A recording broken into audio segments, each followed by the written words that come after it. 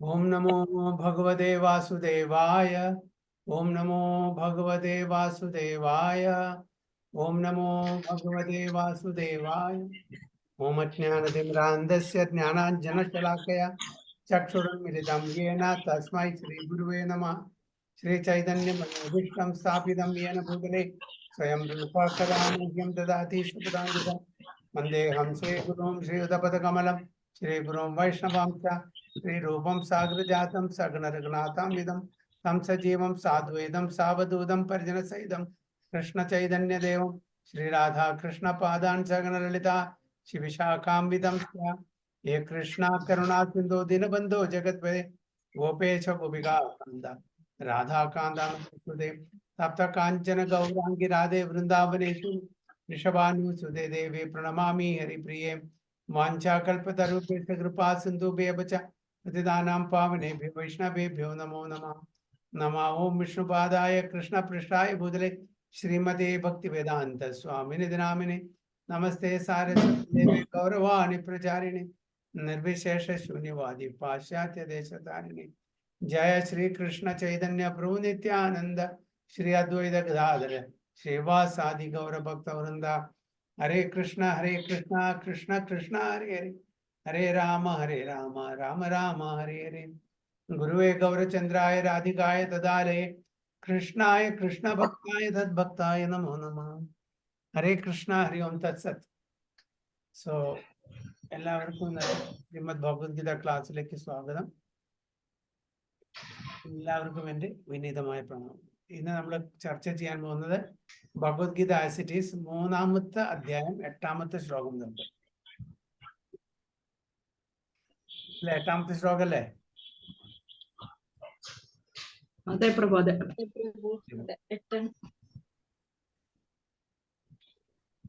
നിയതം കുരു കർമ്മത്വം കർമ്മജ്യായോ ഹി അകർമ്മണഃ ശരീരായത്രാപി ചതേ ന പ്രസിദ്ധ്യേത് അകർമ്മണഃ. നിയതം കുരു കർമ്മത്വം കർമ്മജ്യായോ ഹി അകർമ്മണഃ ശരീരയത്രാപി ചതേ ന പ്രസിദ്ധ്യേത് അകർമ്മണഃ. ഓക്കെ, ശരണ്യ മാതാജി വായിക്കും. നിയതം, ഹരേ കൃഷ്ണ. നിയതം കുരു കർമ്മത്തം കർമ്മജ്യായോ ഹി അകർമ്മണഃ ശരീരയാത്രാഭിച്ഛതേ ന പ്രസിദ്ധ്യേത കർമ്മണഃ. ട്രാൻസ്ലേഷൻ വായിക്കണം പ്രഭു. വായിച്ചോളൂ. നിനക്ക് വിധിക്കപ്പെട്ടിട്ടുള്ള കർമ്മം ചെയ്യുക.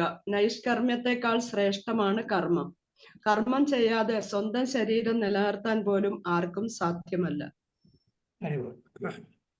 Perform your prescribed duty. For doing so is better than not working.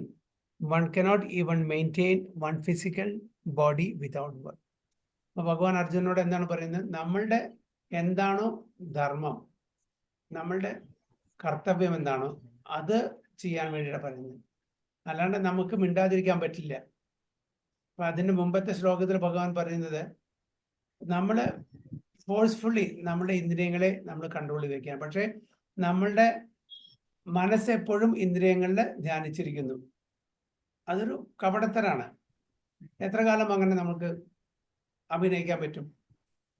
അത് പാടില്ല. അതിനേക്കാളും നല്ലത് എന്താണോ നമ്മുടെ കർമ്മം, നമ്മളുടെ പ്രിസ്ക്രൈബ് ഡ്യൂട്ടി. അതായത് പ്രിസ്ക്രൈബ് ഡ്യൂട്ടി എന്തിനെ ആശ്രയിച്ചിരിക്കും? നമ്മുടെ പ്രിസ്ക്രൈബ് ഡ്യൂട്ടി കർമ്മത്തിനനുസരിച്ച്. എന്താണ് അത് പറയാ? എന്താണ്? വർണ്ണാശ്രമ ധർമ്മം. നമ്മുടെ വർണ്ണം, നമ്മുടെ ആശ്രമം. നമ്മൾ ഏത് വർണ്ണത്തിലാണോ ഏത് ആശ്രമത്തിലാണോ അതിനനുസരിച്ച് നമ്മൾ പ്രിസ്ക്രൈബ് ഡ്യൂട്ടി ചെയ്യണം. ഓരോരുത്തർക്കും ഇവിടെ അർജുനൻ ഏത് വർണ്ണത്തിലാണ്? ക്ഷത്രിയ. ഏതാശ്രമത്തിലാണ്? ഗൃഹസ്ഥാശ്രമം. അപ്പൊ ഗൃഹസ്ഥാശ്രമത്തിൽ എന്താണോ ഓരോരുത്തർക്കും ഉള്ളത് അതനുസരിച്ച് അർജുനൻ അവിടെ ചെയ്യണം. വർണ്ണം ക്ഷത്രിയൻ, ക്ഷത്രിയന്റെ ധർമ്മം എന്താണ് അത് ചെയ്യണം. അപ്പൊ അതൊന്നും ഒളിച്ചോടി പോകാൻ പാടില്ല എന്നാണ് ഭഗവാൻ ചുരുക്കത്തിൽ പറയുന്നത്. ഓക്കെ, ഞാൻ സന്യസിക്കാൻ പോവാണ്, എനിക്ക് ഇവരൊന്നും മതിക്കാൻ പറ്റില്ല, എൻ്റെ സന്ത് ബന്ധുക്കളാണ് ഇവര്, എൻ്റെ ഗുരുജനങ്ങളാണ്, എൻ്റെ ബന്ധുക്കളാണ്, എൻ്റെ മിത്രങ്ങളാണ്, ഇവരെ എങ്ങനെ ഞാൻ വധിക്കുക എന്നുള്ള ചിന്താഗതി നമുക്ക് പാടില്ല. കാരണം അത് ഒരു ഒളിച്ചോട്ടമാണ് എന്നാണ് ഭഗവാൻ പറയുന്നത്. ഇപ്പോ സുപ്രീം കോർട്ടിലെ ജഡ്ജി പറയാണ്, ഓക്കെ, അദ്ദേഹത്തിന്റെ ഒരു ബന്ധു പ്രതിക്കൂട്ടിൽ വന്ന് നിൽക്കുകയാണ്. അയ്യോ, എനിക്ക് ഇദ്ദേഹത്തിനെ ശിക്ഷിക്കാൻ പറ്റില്ല, കാരണം ഇത് എൻ്റെ ബന്ധുവാണ് അങ്ങനെ പറഞ്ഞാൽ ശരിയാവോ? ഇല്ല. അപ്പൊ അവിടെ ബന്ധുവും, അതായത് മരുമോനും അമ്മാവനും അല്ല അവിടെ ഇരിക്കുന്നത്, അല്ലെങ്കിൽ ജ്യേഷ്ഠനും അനിയനും അല്ല.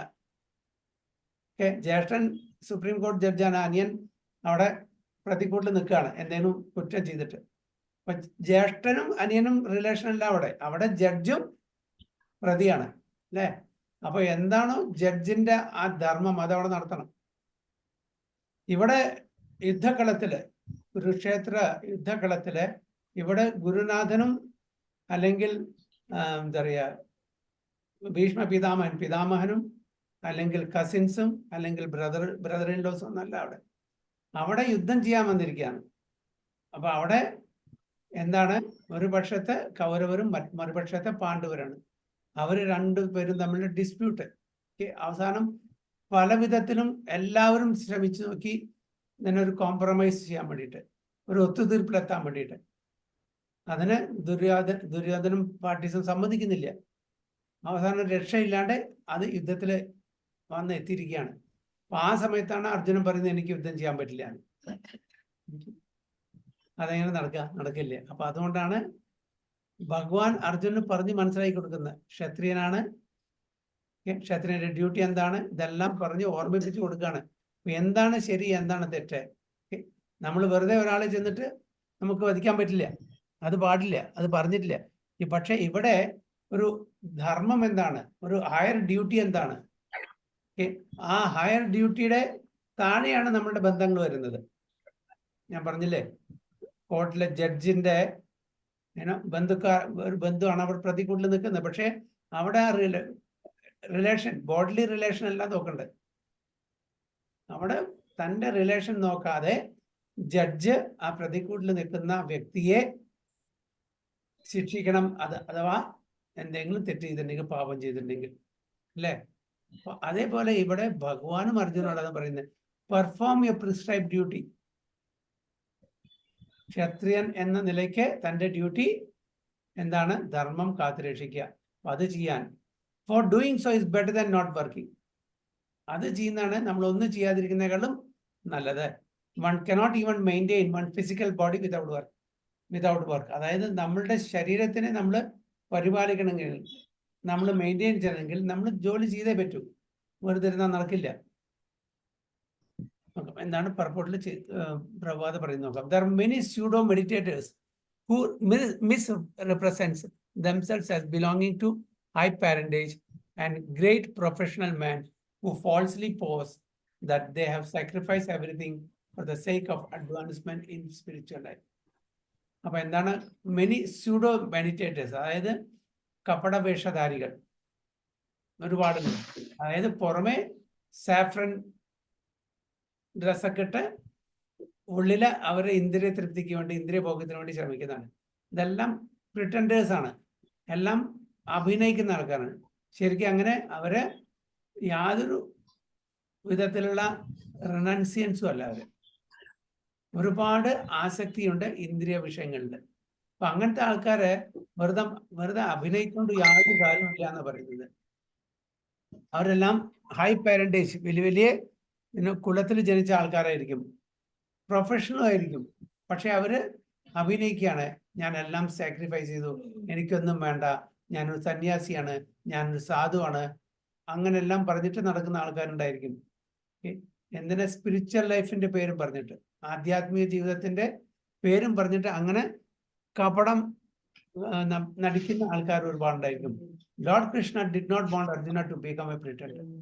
അപ്പൊ അങ്ങനത്തെ ഒരു നടനാവൻ ഭഗവാൻ കൃഷ്ണൻ അർജുനെ കൊണ്ട് ആഗ്രഹിക്കുന്നില്ല. അർജുനൻ തൻ്റെ വളരെ അടുത്ത സുഹൃത്ത് ബന്ധുവാണ്, അത് മാത്രമല്ല ഡിവോട്ടിയാണ്. അപ്പൊ ആ അർജുനോട് പറയാണ്, ഇങ്ങനെ അഭിനയിക്കേണ്ട യാതൊരു കാര്യമില്ല. ഉള്ളിലൊന്ന് പുറത്തു വേറൊന്ന്. ഓക്കെ, ഉള്ളില് ആ ചോര തിളച്ച് നിൽക്കുന്ന അർജുനെയാണ് ഭഗവാൻ കാണുന്നത്. പുറത്ത് എന്താണ് ഒരു കപട സന്യാസി. ഇപ്പോഴത്തെ അവസ്ഥയുടെ കാര്യം പറയണം. ഒരു കപട സന്യാസിയായിട്ടാണ് ഇപ്പൊ ഭഗവാന് അർജുനന് തോന്നുന്നത്. ഉള്ളില് ആ രക്തം തിളച്ച് നിൽക്കുന്നുണ്ട്. അപ്പൊ അത് ഒരു അഭിനയം മാത്രമല്ലേ. അപ്പൊ അതുകൊണ്ടാണ് പറയുന്നത്, lord Krishna did not want Arjuna to become a pretender. Rather, the Lord decided that Arjuna perform his prescribed duties as set forth for Kshatriyas. എന്താണ് ക്ഷത്രിയമാർക്ക് പറഞ്ഞിരിക്കുന്ന ആ ദൗത്യം, ആ ധർമ്മം എന്താണ്, അത് അർജുനൻ ചെയ്യണം എന്നാണ് ഭഗവാൻ കൃഷ്ണൻ ആഗ്രഹിക്കുന്നത്. Arjuna was A house holder and A military general, and therefore it was better for him to remain as such and perform his religious duties as prescribed for the householder ക്ഷത്രിയ. അപ്പൊ ഒരു ഗൃഹസ്ഥാശ്രമത്തിലിരിക്കുന്ന ഒരു ക്ഷത്രിയന്റെ എന്താണ് ദൗത്യം, അത് ചെയ്യാൻ ആണ് ഭഗവാൻ അർജുനോട് പറയുന്നത്. Such activities gradually cleanse the heart of a mundane man and free him from material contamination.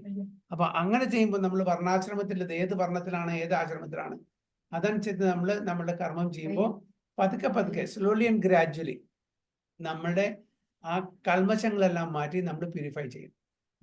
അപ്പോൾ വർണ്ണാശ്രമ ധർമ്മം ഒരു സ്റ്റാർട്ടിങ് പോയിന്റ് ആണ്.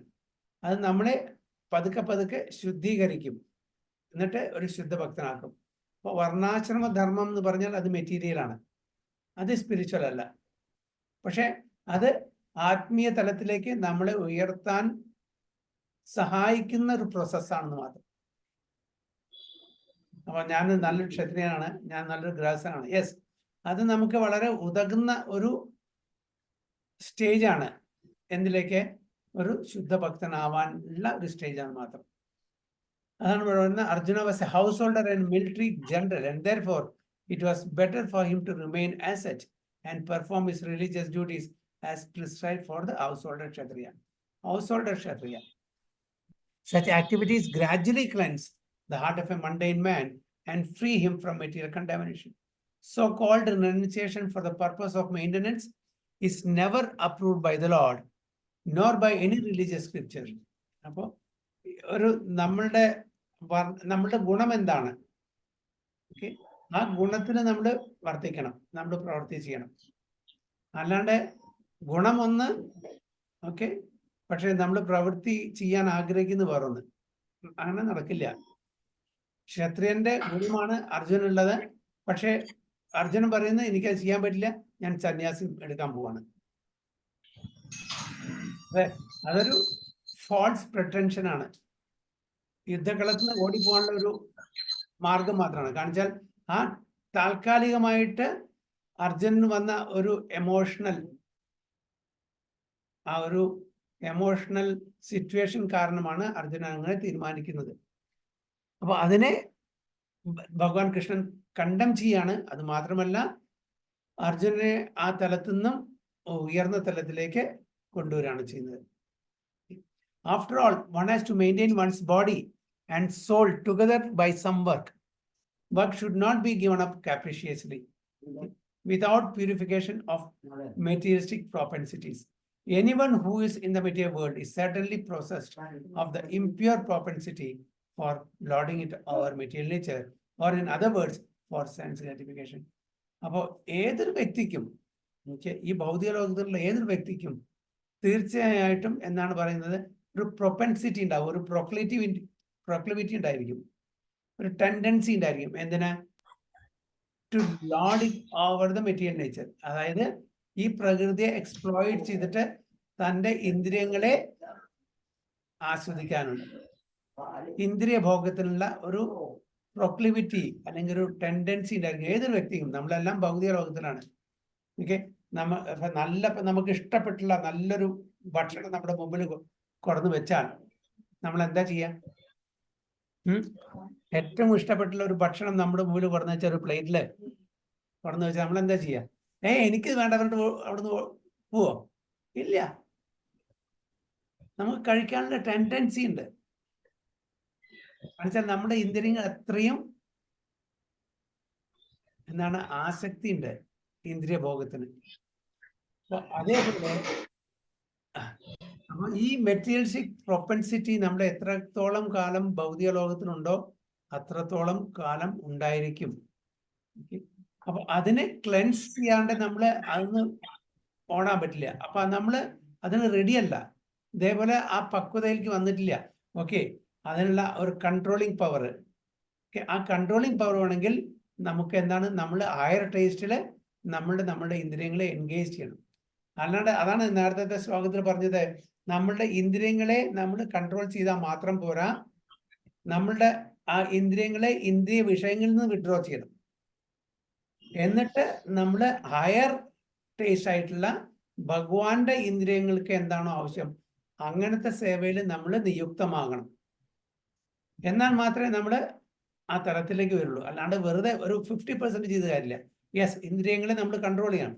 അതേ സമയത്ത് നമ്മുടെ ഇന്ദ്രിയങ്ങളെ ഭഗവാന്റെ വിഷയത്തിൽ അതിലേക്ക് ആസക്തി കൊടുക്കണം. ഇന്ദ്രിയങ്ങളെ കൺട്രോൾ ചെയ്തു, പക്ഷേ ഇന്ദ്രിയങ്ങളെ എപ്പോഴും ധ്യാനിക്കുന്നത് എന്താണ്? ഫോർ എക്സാമ്പിൾ, ഒരാൾക്ക് ഡയബറ്റീസ്, ഓക്കെ, മധുരം കഴിക്കാൻ പാടില്ല. ഡോക്ടർ പറഞ്ഞിരുന്നെങ്കിൽ സ്ട്രിക്റ്റ് ആയിട്ട് പറഞ്ഞിരുന്നു മധുരം തൊടാൻ പാടില്ല. നല്ല ലഡ്ഡും രസഗുള്ളയും ഗുലാബ് ജാമുക്കും മുമ്പിൽ കൊണ്ടുവരുമ്പോൾ എന്താണ്, എല്ലാവരും മുമ്പിൽ ഹേയ് ഞാൻ ഇത് കഴിക്കില്ല, പക്ഷെ എല്ലാവരും പോയി കഴിഞ്ഞാൽ പതുക്കെ വന്ന് എടുത്ത് കഴിക്കും. എന്നിട്ട് പറയും അവനവൻ തന്നെ സമാധാനം, ഒരു രസഗുള്ള അല്ലെങ്കിൽ ഒരു ലഡ്ഡു കഴിച്ചാൽ എന്താ പ്രശ്നം, മാന ഇടിഞ്ഞു വീഴൊന്നുമില്ല. ഒറ്റയ്ക്കുള്ളപ്പോഴേ അത് അവനവൻ തന്നെ സമാധാനിക്കുക അല്ലേ. പക്ഷെ കൺട്രോൾ ചെയ്തിട്ട് അവനെ തന്നെ പറയണം, ഇത് എനിക്ക് ഹാനികരമാണ്, ഡോക്ടർ പറഞ്ഞിട്ടുണ്ട്, എൻ്റെ ജീവനെ തന്നെ അപഹരിക്കും, അതുകൊണ്ട് ഞാൻ കഴിക്കാൻ പാടില്ല. അങ്ങനെ നമ്മളെ ആ ടെൻഡൻസിയിൽ നിന്ന് പതുക്കെ വിഡ്രോ ചെയ്യണം. അതാണ് മനസ്സിനെ പറഞ്ഞ് മനസ്സാക്കി കൊടുക്കും. മനസ്സാണ് കൾപ്രിറ്റ്. അപ്പൊ അതിനെ നിയന്ത്രിക്കുക, പ്ലസ് മനസ്സിനെ പറഞ്ഞ് പഠിപ്പിക്കുക.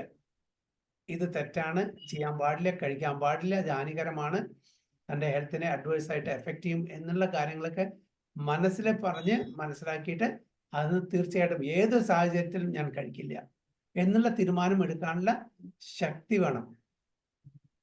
അല്ലെങ്കിൽ എന്താണ്, എപ്പോഴും നമ്മുടെ ഈ മെറ്റീരിയൽ വേൾഡിനെ എക്സ്പ്ലോയിറ്റ് ചെയ്യാൻ നോക്കും, നമ്മളുടെ ഇന്ദ്രിയ തൃപ്തിക്ക് വേണ്ടിയിട്ട്.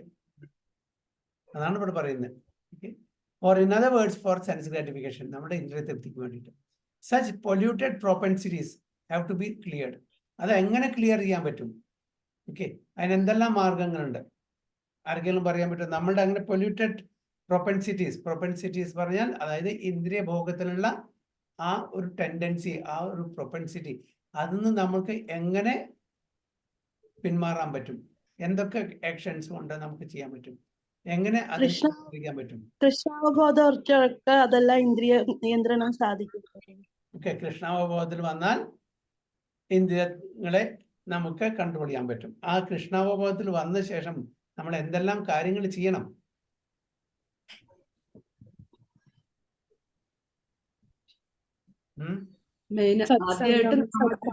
കൃഷ്ണാവബോധം എന്ന് പറഞ്ഞ് മാതാജി പറഞ്ഞ് കരിയാണ്, അതെല്ലാം ഇൻക്ലൂസീവ് ആണ്.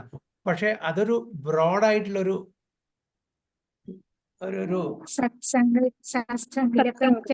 സത്സംഗം. യെസ്, ഹരേ കൃഷ്ണ. സത്സംഗം കൊണ്ട് എന്താണ് നിങ്ങൾക്ക് ലാഭം? ഇന്ദ്രിയങ്ങളെ എങ്ങനെ നമുക്ക് കൺട്രോൾ ചെയ്യാൻ പറ്റും സത്സംഗം കൊണ്ട്? ഭഗവാനുമായിട്ട്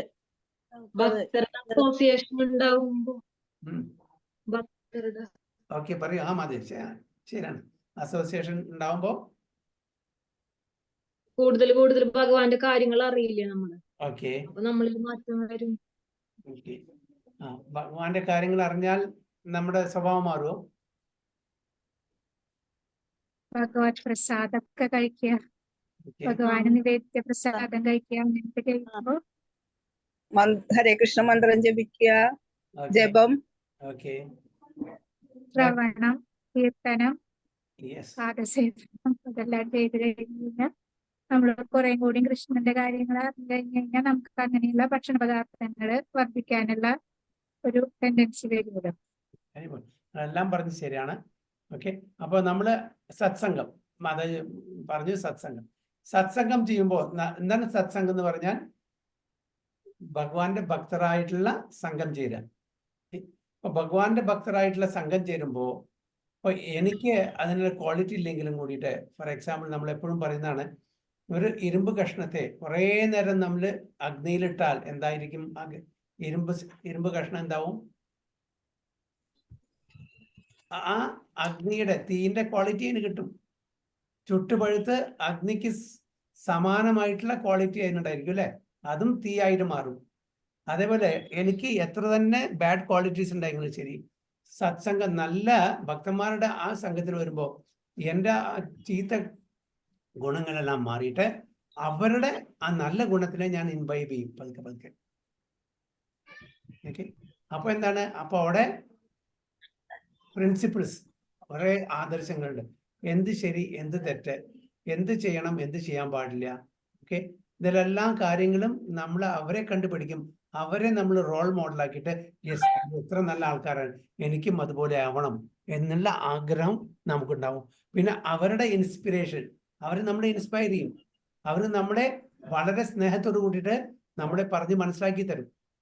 ഇത് ശരിയല്ല, ഇത് ശരിയല്ല, അത് ശരിയല്ല, ഇങ്ങനെ ചെയ്യണം, അങ്ങനെ ചെയ്യണം. അതാണ് love and care, devotee care ഉണ്ടായിരിക്കും അവിടെ സത്സംഗത്തിൽ പോകുമ്പോൾ അല്ലേ?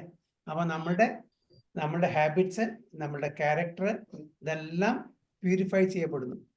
പിന്നെ രണ്ടാമത്തെ കാര്യം ചാൻഡിങ്. ചാൻഡിങ് ചെയ്യുമ്പോൾ എന്താണ്? നമ്മളുടെ ഒരുപാട് കൽമശങ്ങൾ ഉണ്ടായിരിക്കും. ഒരുപാട് ജന്മങ്ങളായിട്ട് നമ്മളുടെ മൈൻഡിൽ, മനസ്സിൽ കൊണ്ട് നടക്കുന്ന ഒരുപാട് ആഗ്രഹങ്ങൾ ഉണ്ടായിരിക്കും അല്ലേ? ഇതെല്ലാം ചാൻഡിങ് വഴി എന്താണ്? ശുദ്ധീകരിക്കപ്പെടും. അപ്പൊ ചാൻഡിങ്ങില് ഒന്ന് ഭഗവാന്റെ നാമമാണ് നമ്മൾ ചാൻഡ് ചെയ്യുന്നത് അല്ലേ? അപ്പൊ ഭഗവാന്റെ നാമവും ഭഗവാനും തമ്മിൽ യാതൊരു വ്യത്യാസമില്ല എന്ന് പറഞ്ഞിട്ടുണ്ട്.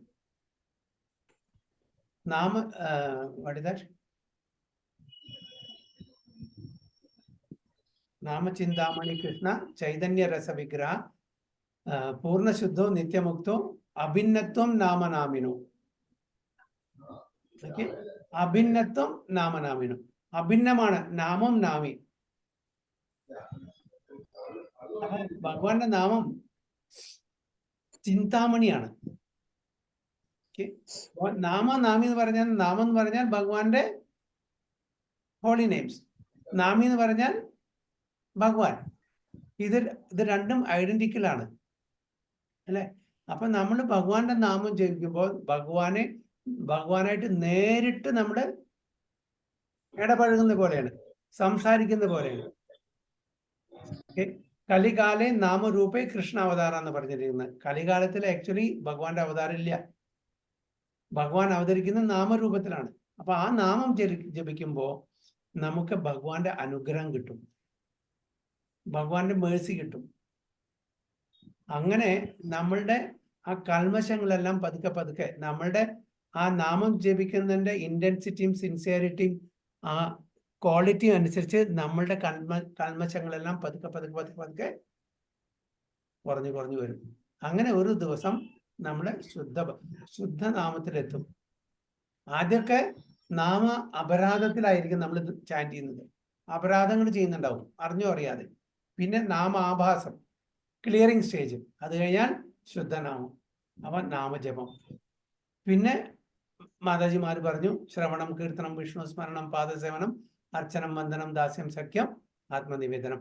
9 വിധത്തിലുള്ള ഡിവോഷണൽ സർവീസസ് ഉണ്ട്. ഓക്കെ, അത് ഏത് വേണമെങ്കിലും 1, 2, 3 എല്ലാം 9 ചെയ്യാൻ പറ്റും, 9 ചെയ്യാം. അറ്റ്ലീസ്റ്റ് ഒന്നെങ്കിലും അതിലെങ്കിലും നമ്മൾ എല്ലാം ചെയ്യണം. പക്ഷെ ഒന്നില് വളരെ നന്നായിട്ട് ചെയ്യാം. ആ ഒരു പെർട്ടിക്കുലർ ശ്രവണം, കീർത്തനം എല്ലാം ചെയ്യണം. എല്ലാം നമുക്ക് പറ്റുന്ന എല്ലാം ചെയ്യണം. അപ്പൊ ഇതൊക്കെ നമ്മളുടെ മനസ്സിനെയും നമ്മുടെ ഇന്ദ്രിയങ്ങളെയും ശുദ്ധീകരിക്കും. ഓക്കെ, അപ്പോൾ അതുകൊണ്ടാണ് പറയുന്നത് അങ്ങനെ ശുദ്ധീകരിച്ചാൽ. അങ്ങനെ പിന്നെ ധാംവാസ് ഉണ്ട്. ഓക്കെ, പ്രസാദം കഴിക്കാം. ധാംവാസ് പറഞ്ഞാൽ നമ്മള് ധാമിൽ പോകണം. ഭഗവാന്റെ ലീലകൾ എവിടെ നടന്നിരിക്കുന്നത് അതിനാണ് ധാം എന്ന് പറയുന്നത്. പിന്നെ നമ്മൾ ഭഗവാന്റെ കഥ എവിടെയൊക്കെ പറയുന്നോ, എവിടെയൊക്കെ ഭഗവാനെ സ്മരിച്ച് ഭഗവാന്റെ കീർത്തനങ്ങൾ ശ്രവിച്ച് ഭഗവാന്റെ ഭക്തന്മാരായിട്ട് ഇടപഴകിയിട്ട് നമ്മൾ ജീവിക്കുന്ന അവിടെ ധാമായി. പിന്നെ ഭഗവാൻ ജനിച്ച് ലീലകൾ ആടിയ സ്ഥലങ്ങൾ ധാമാണ്. അവിടെ എപ്പോഴൊക്കെ ചാൻസ് കിട്ടുന്നുവോ അപ്പോഴൊക്കെ നമ്മുടെ പോവുക. അവിടെ വലിയ വലിയ മഹാരാജാക്കന്മാരോ സന്യാസിമാരോ അല്ലെങ്കിൽ സീനിയർ ഡിവോട്ടീസ് ആയിട്ട് നമ്മളെ കാണുക, അവരുടെ അനുഗ്രഹം മേടിക്കുക, അവർ പറയുന്ന ആ ഭഗവാന്റെ കഥകൾ കേൾക്കുക. പിന്നെ പ്രസാദം,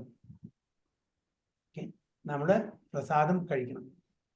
ഭോഗമല്ല, ഭോഗ ഭഗവാൻ ഓഫർ ചെയ്തിട്ട് അത് പ്രസാദമാക്കിയിട്ട് നമ്മൾ കഴിക്കുമ്പോൾ നമ്മൾ പാപകർമ്മങ്ങളിൽ നിന്നെല്ലാം മുക്തരാകും. അപ്പൊ അങ്ങനെ നമ്മളുടെ ഈ കാര്യങ്ങളൊക്കെ ചെയ്യുകയാണെങ്കിൽ നമ്മളുടെ ഈ പൊല്യൂട്ടഡ് പ്രൊപ്പൻസിറ്റീസ് ഇല്ലേ, അതായത് നമ്മൾ ചീത്ത കാര്യങ്ങൾ ചെയ്യാനുള്ള ഒരു ടെൻഡൻസി, അതിൽ നിന്ന് നമ്മൾ മുക്തരാകും, അത് ക്ലിയർ ആവും. അപ്പോൾ ഇതാണ് ചെയ്യേണ്ടത്. നമ്മളുടെ മനസ്സിലുള്ള ദുഷിച്ച ആ വാസനകളെ ഇല്ലാതാക്കാൻ വേണ്ടിയിട്ട് ചെയ്യേണ്ട കാര്യങ്ങളാണ് അതൊക്കെ. ആണ് ഇവിടെ പ്രബോധ പറയുന്നത്, നമ്മളുടെ such polluted propensities have to be cleared. അപ്പൊ അതിനുള്ള മാർഗങ്ങളാണ് നമ്മൾ ഇതൊക്കെ ചെയ്ത് പറയുന്നത്. അല്ലാണ്ട് നമ്മളുടെ സ്വന്തം ബലത്തില് ആർക്കെങ്കിലും തോന്നുന്നുണ്ടോ എൻ്റെ സ്വന്തം ബലത്തിൽ ഇതൊക്കെ ചെയ്യാൻ പറ്റുന്ന, എൻ്റെ ഈ വാസനകളെ തെറ്റായിട്ടുള്ള വാസനകളെ നമുക്ക് നശിപ്പിക്കാൻ പറ്റും എന്ന് തോന്നുന്നുണ്ടോ? ഇല്ല പ്രഭു. ഇല്ല. ഫോർ എക്സാമ്പിൾ ഒരു വ്യക്തി ലൈബ്രറിയിൽ പോയിട്ട് മെഡിസിന്റെ എല്ലാ പുസ്തകവും വായിച്ച് ബൈ ഹാർട്ടാക്കി എല്ലാം തറവാക്കി. ഓക്കെ, എല്ലാ പുസ്തകം ഇതെല്ലാം മെഡിസിനുള്ള ബുക്കൊക്കെ ഇതെല്ലാം വായിച്ച് തറവാക്കി എന്നിട്ട് പറയാണ്, ഞാൻ നാളെ പോയിട്ട് ഓപ്പറേഷൻ ചെയ്യാൻ പോണ്. ഓക്കെ, വലിയൊരു ഹാർട്ട് സർജറി ചെയ്യാൻ പോണ്. എത്ര ആൾക്കാർ തയ്യാറാവും അങ്ങനത്തെ ഡോക്ടറെ അടുത്ത് പോവാൻ?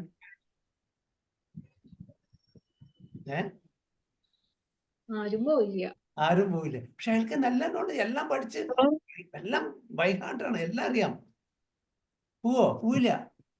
അദ്ദേഹം ശരിക്കും ഒരു നല്ലൊരു കോളേജിൽ പഠിച്ച് 4 കൊല്ലം പഠിച്ച് പ്രോപ്പർലി ട്രെയിനിങ് എടുത്ത് സീനിയർ ഡോക്ടേഴ്സിൻ്റെ അവരുടെ അണ്ടറിൽ എന്താ പറയുക ഹൗസ് സർജൻസിയും ഇതൊക്കെ ചെയ്ത് നന്നായി ട്രെയിനിങ് എടുത്ത് ഒരുപാട് പ്രാക്ടീസ് അവരോടൊപ്പം ചെയ്ത് പിന്നെ അതിന് ഒറ്റയ്ക്ക് ചെയ്യാനുള്ള ആ ഒരു കഴിവ് വരുമ്പോൾ അവർക്ക് ആ ഓപ്പറേഷൻ ചെയ്യാനുള്ള അവസരം കൊടുക്കും. അല്ലാണ്ട് കുറെ പുസ്തകം വായിച്ചു എന്ന് പറഞ്ഞിട്ട് ഓപ്പറേഷൻ ടേബിളിൽ പോയിട്ട് ഒരു പേഷ്യന്റിനെ ഓപ്പറേറ്റ് ചെയ്യാൻ പറ്റില്ല. അതേപോലെ നമ്മൾ സ്വന്തം കുറെ ഭഗവത്ഗീത വായിച്ചു, ഭാഗവതം വായിച്ചു പറഞ്ഞിട്ട് നമുക്ക് ആ തലത്തിലേക്ക് ഉയരാൻ പറ്റില്ല. കാരണം നമുക്ക് ഒരു സീനിയർ ഡിവോട്ടിയുടെ, ഒരു ഗുരുവിന്റെ, ഓക്കെ, ആചാര്യന്മാരുടെ അവരുടെ അനുഗ്രഹം, അവരുടെ ഇൻസ്പിറേഷൻ, അവരുടെ ഗൈഡൻസ് ഇല്ലാണ്ട് നമുക്കൊരു ശുദ്ധ തലത്തിലേക്ക് ഒരു ശുദ്ധ ഭക്തനായിട്ട് മാറാൻ പറ്റില്ല. സ്വന്തം കഴിവിന്റെ പരിമിതികളുണ്ട് നമുക്ക്. പല ആൾക്കാരും പറയും I am a self made man, അല്ലേ? ആരും സെൽഫ് മെയ്ഡ് മാൻ എന്നല്ല. എല്ലാവരുടെയും സഹായത്തോടു കൂടിയാണ് നമ്മളെല്ലാം ഈ നിലയിൽ എത്തിയിരിക്കുന്നത്. ജനിച്ച മുതൽക്ക് മരിക്കുന്നവരെ നമ്മള് മറ്റുള്ളവരുടെ സഹായങ്ങള് എടുത്തുകൊണ്ടേ ജീവിക്കുന്നു. ഒരാളും ഒറ്റയ്ക്ക് ഒരാളുടെ സഹായം ഇല്ലാണ്ട് ജീവിക്കാൻ പറ്റില്ല. ഡയറക്ട്ലി ഇൻഡയറക്ട്ലി നമ്മൾ പറയുന്നു ഓക്കെ നമ്മൾ മനുഷ്യരുടെ സഹായം മാത്രം എടുക്കുന്നുണ്ട്, അല്ല, എല്ലാവരുടെ സഹായം എടുക്കണ്ടേ. ഈ ഭൂമുഖത്തുള്ള എല്ലാ ജീവജാലങ്ങളുടെയും സഹായം ഡയറക്ട്ലി ഓർ ഇൻഡയറക്ട്ലി നമുക്കുണ്ട്. ഒരു ജീവജാലങ്ങളെയും നമുക്ക് തിരസ്കരിക്കാൻ പറ്റില്ല. ഈ മണ്ണിലെ പുഴുകളില്ലെങ്കിൽ നമുക്ക് വെജിറ്റബിൾ ഉണ്ടാവില്ല, നമുക്ക് വൃക്ഷങ്ങൾ ഉണ്ടാവില്ല, അല്ലെ? പുഴകളുണ്ടെങ്കിൽ, അല്ലെങ്കിൽ കിണറുകളില്ലെങ്കിൽ, അല്ലെങ്കിൽ കുളങ്ങളില്ലെങ്കിൽ, അല്ലെങ്കിൽ സമുദ്രമില്ലെങ്കിൽ നമുക്ക് ജീവിക്കാൻ പറ്റും. വായു ഇല്ലെങ്കിൽ, വെളിച്ചമില്ലെങ്കിൽ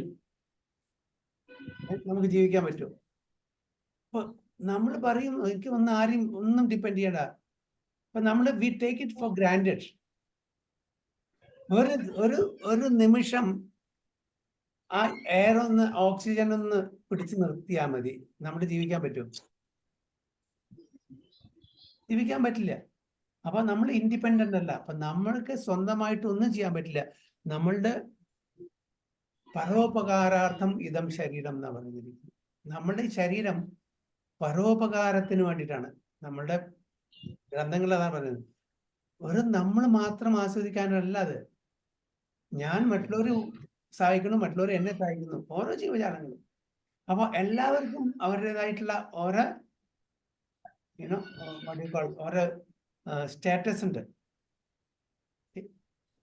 ഓരോ റെസ്പോൺസിബിലിറ്റി ഉണ്ട്. ഓരോരുത്തരും മറ്റുള്ളവരെ ഇൻഡയറക്ട്ലി or ഇൻഡയറക്ട്ലി സഹായിക്കുന്നു. അതാണ് നമ്മുടെ സ്ക്രിപ്റ്റേഴ്സ് പറയുന്ന പരോപകാരാർത്ഥം ഇതം. ഈ ശരീരം മറ്റുള്ളവരെ ഉപകരിക്കുന്ന വിധത്തിൽ നമ്മൾ ഉപയോഗിക്കണം. സ്വാർത്ഥ മനസ്സ് പാടില്ല, സ്വാർത്ഥത പാടില്ല. അതാണ് പറയുന്നത്. So one should never attempt to become a so-called, without doing so, through prescribed duties, one should never attempt to become a so-called transcendentalist, renouncing work and living at the cost of others. അത് വലിയൊരു കാര്യമാണ്. Okay, ഇന്നത്തെ കാലത്തുള്ള ചില ഭിക്ഷക്കാര് അട്ടകട്ട means stout, hefty, നല്ല ശരീരം, നല്ല ആരോഗ്യം, എന്നിട്ട് അവര് ഭിക്ഷാടനത്തിന് പോകണം, ജോലി ചെയ്യാൻ പറ്റില്ല. അപ്പൊ മറ്റുള്ളവരുടെ ചെലവിൽ ഞാൻ ജീവിക്കാൻ നോക്കുകയാണ്. ഇപ്പൊ ഹാൻഡിക്യാപ്ഡ് ആണ്, അവർക്ക് വേറെ വഴിയില്ല, വേറെ യാതൊരു വരുമാനവും ഇല്ല, ഓക്കെ, ദാറ്റ്സ് ഓക്കെ. ഇത് ഹെൽത്തിയാണ്, വേറെ കുഴപ്പമില്ല, ജോലി ചെയ്ത് ജീവിക്കാനുള്ള എല്ലാ ഇതുണ്ട്, ഹെൽത്തും ഉണ്ട്. പക്ഷെ അത് ചെയ്യില്ല. അതിന് പകരം വീട്ടിൽ അവിടെ ഇവിടെ പോയിട്ട് മറ്റുള്ളവരുടെ വീട്ടിൽ പോയിട്ട് അവരെ ഡിപ്പെൻഡ് ചെയ്തിട്ട് ജീവിക്കുന്ന കുറച്ച് ആൾക്കാരുണ്ട്. അതേപോലെ നമ്മളാവാൻ പാടില്ല എന്നാണ് പറയുന്നത്. One should never attempt to become so called transcendent, renouncing work and living at the cost of others. Parasite, മറ്റുള്ളവരുടെ ആശ്രയിച്ച് ജീവിക്കുക, പാരസൈറ്റ്, അവരെ എക്സ്പ്ലോയിറ്റ് ജീവിക്കുക, അത് പാടില്ല. ഭഗവാൻ അർജുനോട് പറയുന്നതാണത്. അർജുന, താൻ പറയുന്നില്ലേ സന്യസിക്കാൻ പോവാണ്, ഓക്കെ, അപ്പൊ എന്താണ് ഇത് പാടില്ല എന്ന് പറയണത്. മറ്റുള്ളവരുടെ ചെലവിൽ ജീവിക്കാൻ ചുരുക്കത്തില്. ഇങ്ങനെയുള്ള ഒരു ആർച്ചർ, ഓക്കെ, വളരെ കരുത്തനായിട്ടുള്ള ഒരു അർജുനൻ അവിടെ പോയിട്ട് ഭിക്ഷയാചിച്ച് ജീവിക്കാൻ പറഞ്ഞാൽ ആൾക്കാര് പരിഹസിക്കില്ലേ? അതാണ് പറയുന്നത്. മറ്റുള്ളവരുടെ ചെലവില് ജീവിക്കണ്ട, സ്വന്തം ജോലി ചെയ്യേ, സ്വന്തം കർമ്മം ചെയ്യേ, എന്നിട്ട് മര്യാദയ്ക്ക് ജീവിക്കേ, അല്ലാണ്ട് ഒളിച്ചുകൂടല്ല ചെയ്യണ്ടേ എന്നാണ് അർജുനനോട് ഭഗവാൻ പറയുന്നത്. അതാണ്. എന്തെങ്കിലും ഹരേകൃഷ്ണ പ്രഭു, നൈഷ്കർമ്മ്യം എന്ന് പറഞ്ഞ മീനിങ് എന്താ പ്രഭു? എന്താ നൈഷ്കർമ്മ്യം?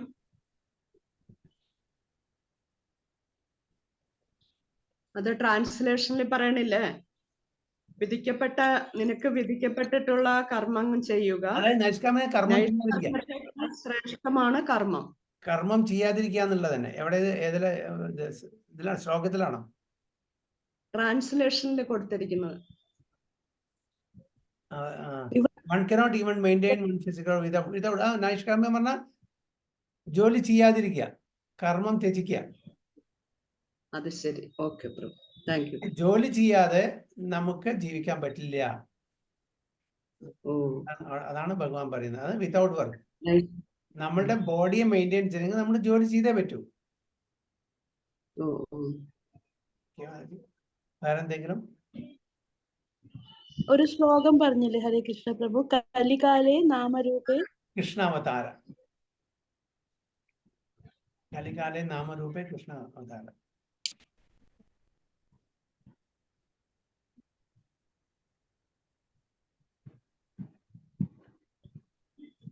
വേറെന്തെങ്കിലും?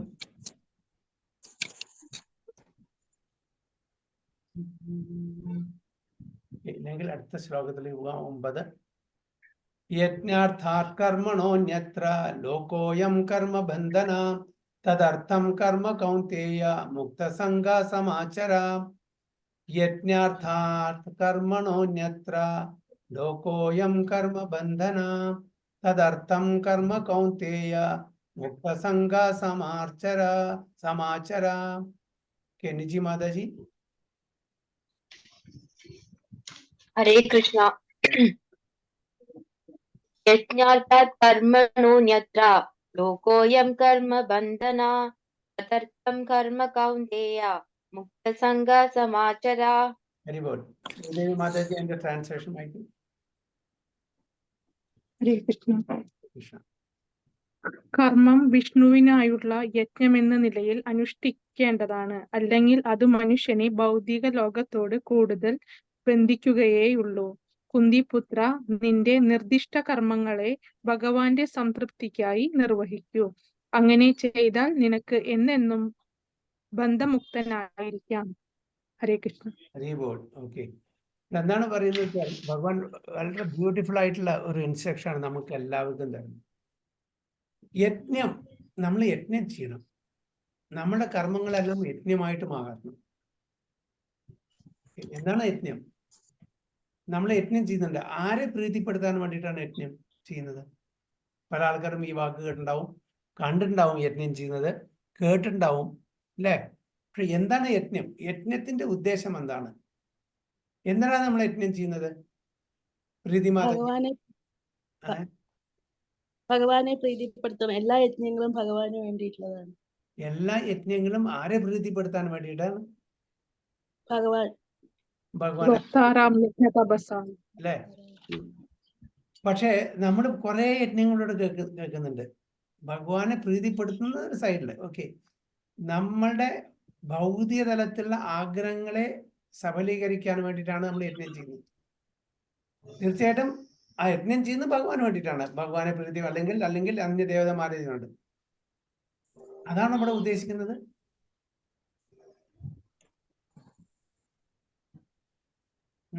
എന്താണ് ഇവിടെ ഉദ്ദേശിക്കുന്നത്? നമ്മളിപ്പോ പല പല യജ്ഞങ്ങളും ഉണ്ടായിരിക്കും. ഓക്കെ, അതില് ചിലപ്പോൾ അല്ലെങ്കിലും അന്യ ദേവതമാരെ അല്ലെങ്കിൽ വിഷ്ണുവിനെ പ്രീതിപ്പെടുത്താമായിരിക്കും. പക്ഷെ അതിന്റെ പിന്നിലുള്ള ഉദ്ദേശം എന്താണ്?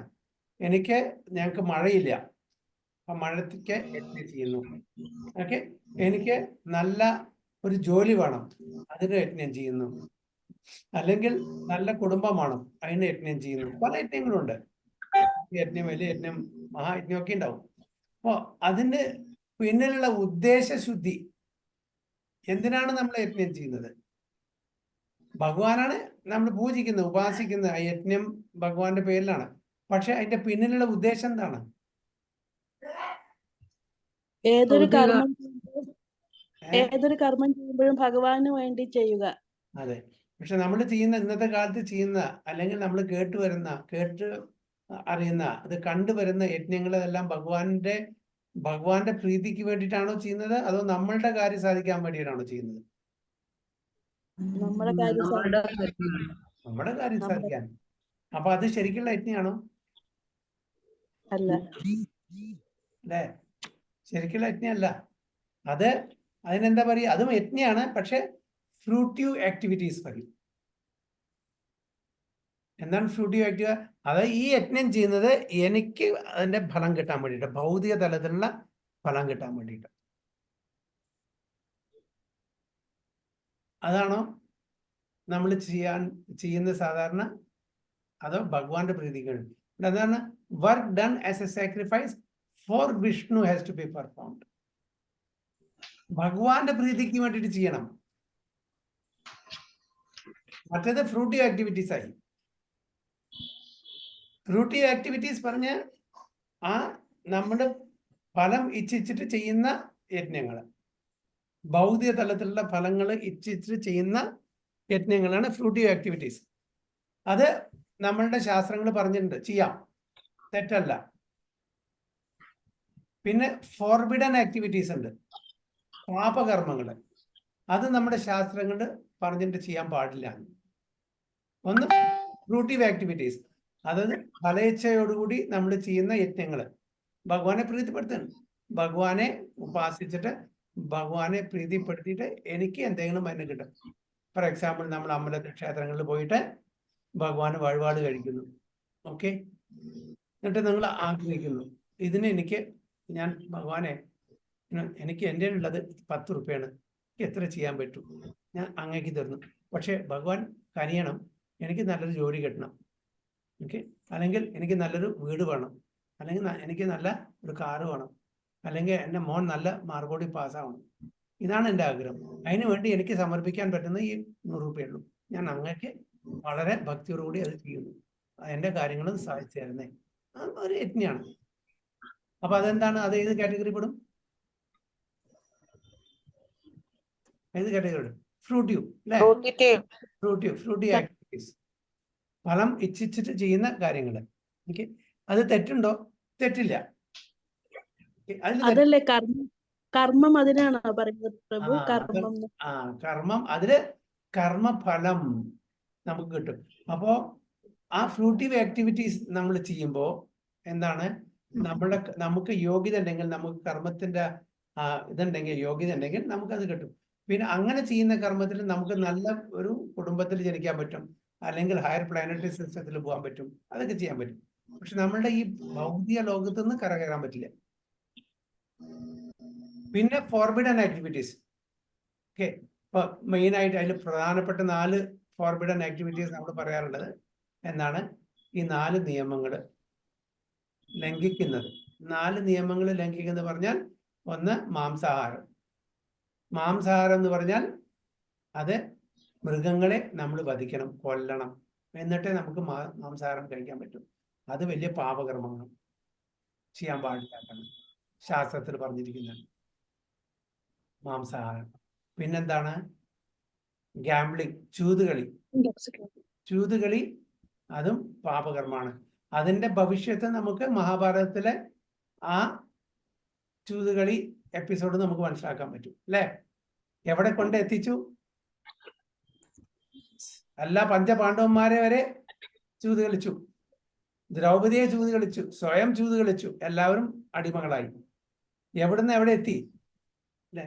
അപ്പൊ ചൂതുകളി ഒരു പാപമാണ്, അത് ചെയ്യാൻ പാടില്ല. ഓക്കെ, അതെല്ലാം സിൻഫുൾ ആക്ടിവിറ്റീസ് ആണ്. പിന്നെ ഇൻടോക്സിക്കേഷൻ, നശ, മദ്യപാനം. ആ മദ്യപാനം ചെയ്ത ഏതെങ്കിലും ഒരു വ്യക്തി തൻ്റെ കുടുംബത്തെ നന്നായി വന്നിട്ടുണ്ടോ? മദ്യപാനം ചെയ്യുന്ന ഒരു വീട്ടിലെ എവിടെയെങ്കിലും ശാന്തി സമാധാനം കണ്ടിട്ടുണ്ടോ നമ്മള്? ഇല്ല. അതും നാശത്തിലേക്ക് നയിക്കുന്നു. അപ്പോ അതും നമ്മള് ഫോർബിഡൻ അല്ലെങ്കിൽ സിൻഫുൾ ആക്ടിവിറ്റീസ് ആണ്. പിന്നെ പരസ്ത്രീ സംഘം, തൻ്റെ ഭാര്യയുമായിട്ട് മാത്രം അല്ലെങ്കിൽ തൻ്റെ ഭർത്താവുമായിട്ട് മാത്രമാണല്ലോ എന്ത് ഒരു ക്ലോസ് റിലേഷൻഷിപ്പ് പാടുള്ളൂ, മറ്റുള്ളവരായിട്ട് അത് പാടില്ല. അത് ചെയ്തിട്ടുണ്ടെങ്കിൽ അതും പാപകരമാണ്. ഇതെല്ലാം ഫോർബിഡൻ ആക്ടിവിറ്റീസ് ആണ്. ചില ഐറ്റംസ് ചെയ്യാൻ പറ്റുന്നത്, ചില ഐറ്റംസ് ചെയ്യാൻ പാടില്ലാത്തത്. പിന്നെ അതിലും മീതെയാണ്. അപ്പോ കർമ്മ, ഫ്രൂട്ടീവ് ആക്ടിവിറ്റീസ്, എന്താ പറയുക, വികർമ്മ, സിൻഫുൾ ആക്ടിവിറ്റീസ്, ഫോർബിഡൻ ആക്ടിവിറ്റി. അകർമ്മ അതിലും മീതെയാണ്. അകർമ്മ എന്ന് പറഞ്ഞാൽ അവിടെ സിൻഫുൾ ആക്ടിവിറ്റി അല്ല, ഫ്രൂട്ടീവ് ആക്ടിവിറ്റീസ് അല്ല. ഭഗവാനെ പ്രീതിപ്പെടുത്താനുള്ള എന്ത് കർമ്മവും അകർമ്മത്തിൽ പെടും.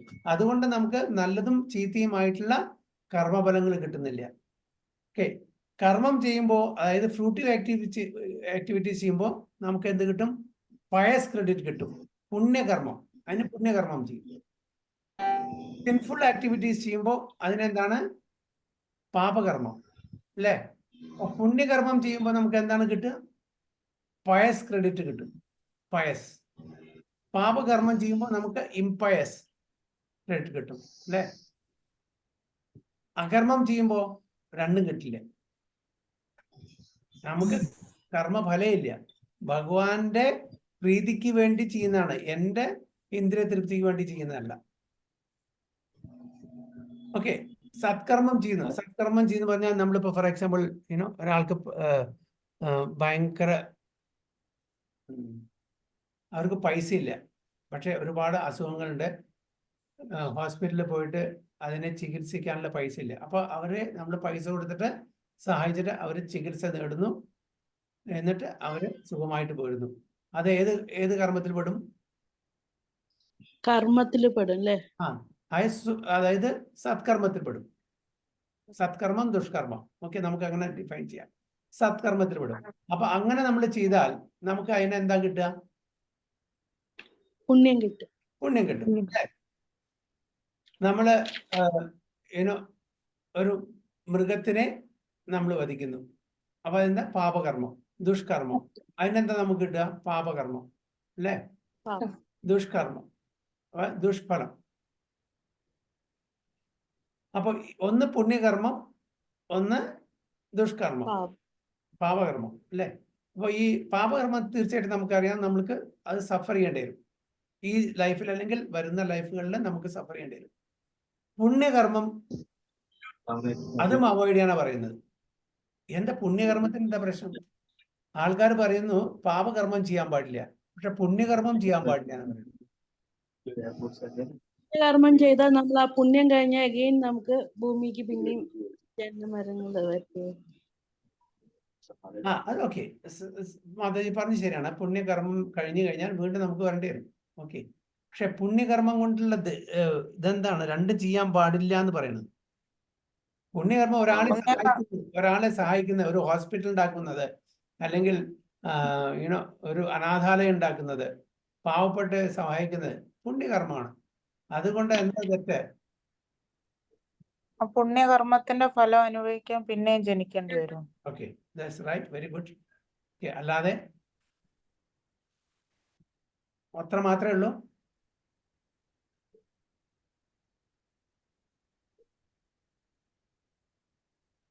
ഓക്കെ, അപ്പൊ പാപകർമ്മം എന്ന് പറഞ്ഞാൽ അത് പോയ്സൺ. പാപകർമ്മം, നമ്മൾ പാപം ചെയ്യുന്നു, അത് വിഷമാണ്. അത് വിഷം കഴിക്കുന്നതിന് തുല്യമാണ്. വിഷം കഴിച്ചാൽ എന്താണ്? എന്താ റിസൾട്ട്? നമ്മൾ ഇല്ലേ? നമ്മൾ അറിഞ്ഞിട്ട് ആരെങ്കിലും വിഷം കഴിക്കും? ഇല്ല. അതേപോലെ പാപകർമ്മം. പക്ഷെ പുണ്യകർമ്മം ഷുഗർ കോട്ടഡ് പോയ്സൺ ആണ്. എന്താ വ്യത്യാസം? ഒന്ന് ഡയറക്ട്ലി പോയ്സൺ ആണ്, മറ്റത് കാണുമ്പോൾ പോയ്സൺ അല്ല, ഷുഗർ കോട്ടഡ്. കുട്ടികൾക്ക് മരുന്ന് കൊടുക്കുമ്പോൾ ഇന്നത്തെ കാലത്ത് പിൽസൊക്കെ വരുന്നില്ലേ, അതെല്ലാം ഷുഗർ കോട്ടഡ് ആണ്. കാണിച്ചാൽ അത് വിഴുങ്ങല്ലോ, ആദ്യം വായിൽ വെക്കുമ്പോൾ തന്നെ കശിപ്പ് പാടില്ല, അപ്പൊ അതിന് ഷുഗർ കോട്ട് ചെയ്യും പിൽസിന് അല്ലേ. മുമ്പത്തെ കാലം അതൊന്നും ഉണ്ടായിരുന്നില്ല, എല്ലാം ഭയങ്കര കയ്പാവും. അപ്പൊ അതിന് ശേഷം നമ്മൾ കുറച്ച് ശർക്കര അല്ലെങ്കിൽ പഞ്ചസാരയെ കൊടുത്തിട്ട് കുട്ടികളെ എങ്ങനെയും കഴിപ്പിക്കും. ഇന്നത്തെ കാലത്തൊക്കെ അഡ്വാൻസ് ആയി, ഷുഗർ കോട്ടഡ് പില്ലാണ്. സംഗതി വളരെ കയ്പായിരിക്കും, പക്ഷെ ഷുഗർ കോട്ട് ആകുമ്പോൾ അറിയുന്നില്ലേ. അതേപോലെ ഷുഗർ കോട്ടഡ് പോയ്സൺ. എന്താ ഈ ഷുഗർ കോട്ടഡ് പോയ്സൺ എന്ന് പറയാൻ കാരണം? പുണ്യകർമ്മത്തിന്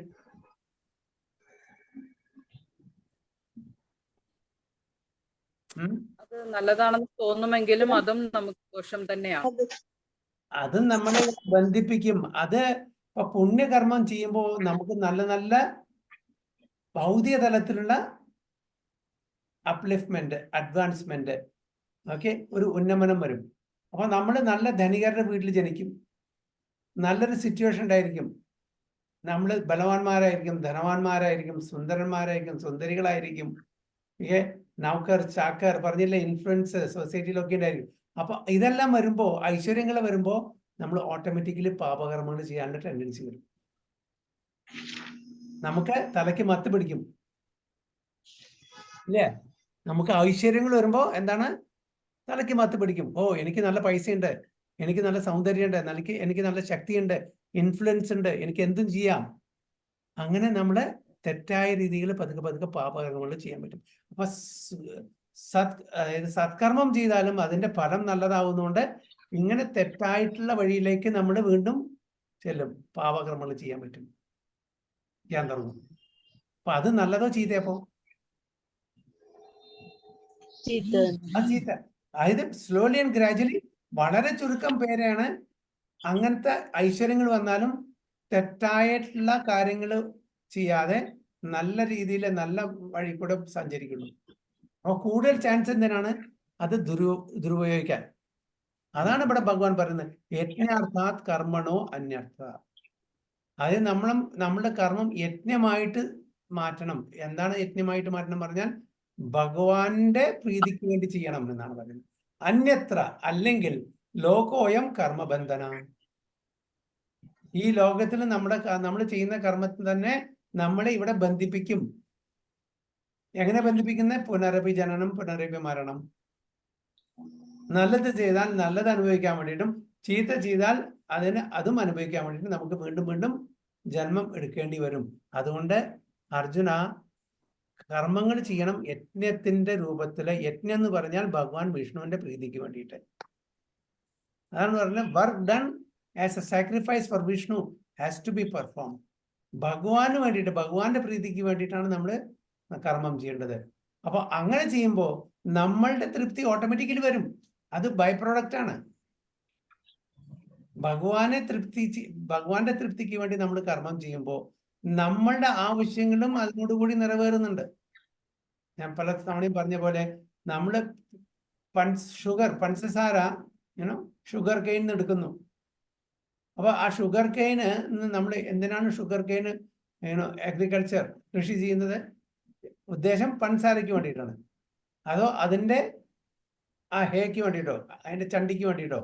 അല്ല. അരി കൃഷി ചെയ്യുന്നത് എന്തിനാണ്? അരി കിട്ടാൻ വേണ്ടിയിട്ടാണ്, അല്ലാണ്ട് വൈക്കോലിന് വേണ്ടിയിട്ടാണോ? വൈക്കോല് ബൈ പ്രോഡക്റ്റ് ആണ് അല്ലേ? അതേപോലെ ഭഗവാനെ പ്രീതിപ്പെടുത്തുമ്പോ നമ്മള് ഭഗവാന്റെ അംശങ്ങളാണ്, പാർട്ട് ആൻഡ് പാർസൽ ആവുന്നതുകൊണ്ട് നമ്മളും പ്രീതിപ്പെടും. അതൊരു ബൈ പ്രോഡക്റ്റ് ആണ്. എങ്ങനെ അരി കൃഷി ചെയ്യുമ്പോൾ, നെൽകൃഷി ചെയ്യുമ്പോൾ നെല്ല് കിട്ടുന്നു, അതിന്റെ ബൈ പ്രോഡക്റ്റ് ആയിട്ട് വൈക്കോല് കിട്ടുന്നു. അതേപോലെ ഭഗവാനെ പ്രീതിപ്പെടുത്തുമ്പോൾ നമ്മളുടെ ഇന്ദ്രിയങ്ങളും നമ്മളുടെ ആവശ്യങ്ങളും എല്ലാം നിറവേറ്റപ്പെടുന്നു. അല്ലെങ്കിൽ എന്താന്ന് പറഞ്ഞാൽ, otherwise work causes bondage in this material. നമ്മൾ ഇവിടെ ബന്ധിക്കപ്പെടുന്നു. കാലാകാലത്തില് വിവിധ യോനികളിൽ കൂടെ സഞ്ചരിച്ച് നമ്മൾ വീണ്ടും മനുഷ്യജന്മെടുക്കും, വീണ്ടും മറ്റുള്ള യോനികളുടെ പോവും, വീണ്ടും വരും. അങ്ങനെ വന്നും പോയിക്കൊണ്ടേയിരിക്കും.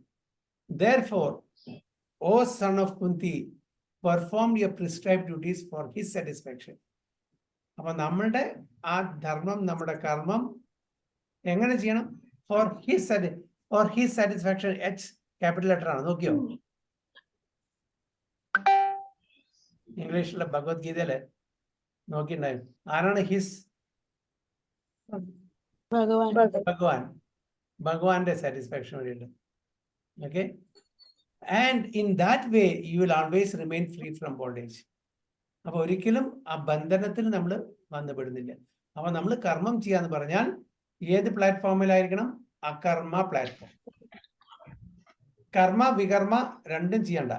അകർമ്മ പ്ലാറ്റ്ഫോമിൽ നമ്മൾ കർമ്മം ചെയ്യണം. അകർമ്മ പ്ലാറ്റ്ഫോം പറഞ്ഞാൽ അതില് ഒരു ഫലവും ഇല്ല, കർമ്മഫലം ഒന്നുമില്ല, നല്ലതും ചീത്തയും വരുന്നില്ല. ഭഗവാന്റെ പ്രീതിക്ക് വേണ്ടി ചെയ്യാണ്. അപ്പൊ അതുകൊണ്ട് സുകൃതിയില്ല, ദുഷ്കൃതിയില്ല. അവിടെ ന്യൂട്രലാണ്. അപ്പൊ നമുക്ക് വീണ്ടും ജനിക്കേണ്ടി വരില്ല. അതാണ് ഭഗവാൻ പറയുന്നത്. പുറപ്പെട്ടൊന്ന് വായിക്കാം. Since one has to work even for the simple maintenance of the body, the prescribed duties for a particular social position and quality are so made that purpose can be fulfilled. Yajna means Lord Vishnu or sacrificial performance.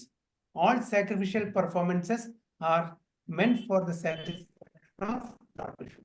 ഇതാണ് നമ്മൾ ആദ്യം യജ്ഞം പറഞ്ഞാൽ ഭഗവാൻ വിഷ്ണുവിനെ പ്രീതിപ്പെടുത്താനുള്ള Vishnu. In other words, whether one performs prescribed yajnas or directly serves Lord. അപ്പോൾ എന്താ പറയുന്നത്? നമ്മൾ ഭഗവാൻ ഡയറക്ട്ലി സേവിക്കുന്നതും ഹരേ കൃഷ്ണ പ്രഭു. സൗണ്ട് ഇങ്ങനെ ഒരു വൈബ്രേഷൻ പോലെ വരും. ശരിയായിട്ടില്ല പ്രഭുജി, കേൾക്കുന്നില്ല ശരിക്കും. ഹരേ കൃഷ്ണ കൃഷ്ണ കൃഷ്ണ ഹരേ ഹരേ, ഹരേ രാമ രാമ രാമ ഹരേ. കേൾക്കുന്നുണ്ടോ?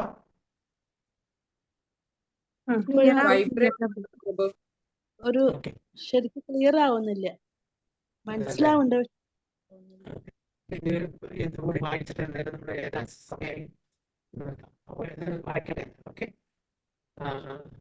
Yajna means Lord Vishnu or sacrificial performances. All sacrificial performances are also meant for the satisfaction of Lord Vishnu. The Vedas entered yajna by Vishnu. In other words, the same purpose is served whether one performs prescribed yajnas or directly serves Lord Vishnu. രണ്ടും ഒന്നാണ്. യജ്ഞത്തിലൂടെയും ഭഗവാനെ directly സേവിക്കുക, ശ്രവണം, കീർത്തനം, വിഷ്ണു സ്മരണം, അങ്ങനെ ചെയ്യാം. Krishna consciousness is therefore performance of yajna as it is prescribed in this verse. The Varnashrama institution also aims at satisfying Lord Vishnu. Varnashrama Sarvada Purushena Puman Vishnu Aradhyate Vishnupuram. Therefore, one has to work for the satisfaction of Vishnu. Clear na pagkakundo? ഇല്ല പ്രഭുജി, ഇപ്പോഴും break ആയിട്ട് video of ആക്കി ചിലപ്പോൾ clear ആവും. എല്ലാവരും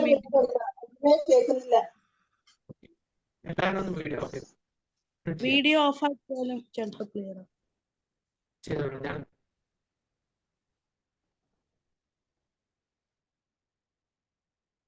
Hare Krishna, Krishna Krishna, Hare Hare, Hare Rama, Rama Rama, Hare Hare. Better no? Same okay, എന്തായാലും ഈ ഒരു പാസേജ് കൂടിയല്ലോ.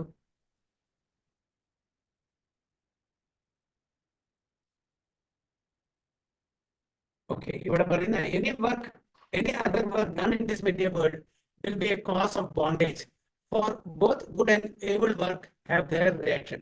അപ്പൊ നല്ലതും ചീത്തയായിട്ടുള്ള ഏത് കർമ്മത്തിനും അതിൻ്റെതായിട്ടുള്ള കർമ്മഫലം ഉണ്ടായിരിക്കും. And any reaction binds the performer. അപ്പൊ ആരാണോ ആ ധർമ്മം അല്ലെങ്കിൽ കർമ്മം ചെയ്യുന്ന ആ പെർഫോമറെ, ആ വ്യക്തിയെ ഇവിടെ ഭൗതിക ലോകത്തിൽ ബന്ധിക്കും എന്നാണ് പറയുന്നത്. Therefore, one has to work in Krishna consciousness to satisfy Krishna or Vishnu, and while performing such activities, one is in a liberated stage. This is the great art of doing work, and in the beginning, this process requires very expert guidance. നേരത്തെ പറഞ്ഞ പോലെ നമ്മുടെ സ്വന്തം ബലം കൊണ്ട് നമുക്ക് ഇത് ചെയ്യാൻ പറ്റില്ല. നമുക്ക് എക്സ്പേർട്ട് ഗൈഡൻസ് വേണം. നമ്മളെ പഠിപ്പിക്കാനും നമ്മളെ ഗൈഡ് ചെയ്യാനും നമ്മളെ ഇൻസ്ട്രക്ട് ചെയ്യാനും എന്താ പറയാ വേണ്ടുന്ന ഡിവോട്ടി അസോസിയേഷൻ നമുക്ക് വേണം, ഗുരു വേണം. എന്നാലും മാത്രമേ നമുക്ക് ഇവിടെ സക്സസ് കൈവരിക്കാൻ പറ്റുള്ളൂ. So one should therefore act very diligently under the expert guidance of the devotee of Lord Krishna, or under the direct instruction of Lord Krishna himself, under whom Arjuna had the opportunity to work. അപ്പൊ നമുക്ക് ഭഗവാൻ കൃഷ്ണന്റെ direct association ഇല്ലാത്തതുകൊണ്ട് ഭഗവാൻ കൃഷ്ണന്റെ representatives ആയിട്ടുള്ള ഭക്തന്മാരുടെ കീഴിൽ നമ്മൾ ഈ ട്രെയിനിങ് എടുക്കണം.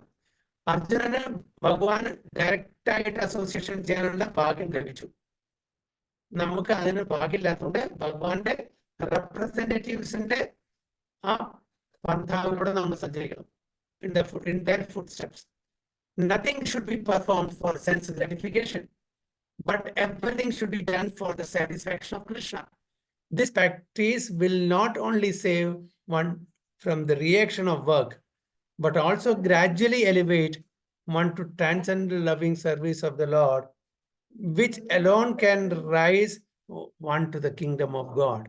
അപ്പോൾ അങ്ങനെ നമ്മൾ ചെയ്താൽ പതുക്കെ പതുക്കെ നമ്മളെ ഭഗവാന്റെ ഭഗവത് ധാമിലേക്ക് പോകാൻ പറ്റും എന്നാണ് പറയുന്നത്. സോ അടുത്തത് ടെക്സ്റ്റ് 10. നമ്മൾ 2 ശ്ലോകം എന്നെടുത്തത് 8ഉം 9ഉം അല്ലേ? അങ്ങനെ വൈഷ്ണവ 3. अनंत कोटि वैष्णव की जय, शिला प्रभात की जय, गुरु महाराज की जय, तायगो प्रेमानंद.